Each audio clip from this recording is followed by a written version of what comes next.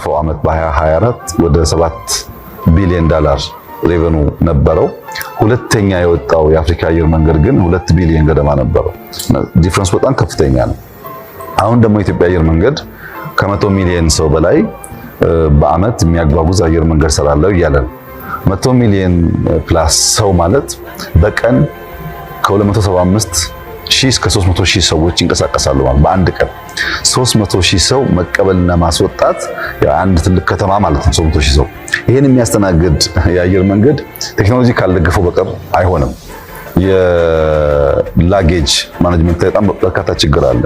ይሄ በቴክኖሎጂ በኤአይ መታገዝ አለበት። ከዚያ በላይ ግን ኤአይ የማብረሩ የመጠገኑን ኤር ትራፊኩን ካርጎውን ጨምሮ በጣም በርካታ ጉዳዮች እየመለሰ እየሄደ ስለሆነ ኦልሬዲም ደግሞ ቴክኖሎጂ ስላለ ሀገራት ሰርተውታል ኦልሬዲ።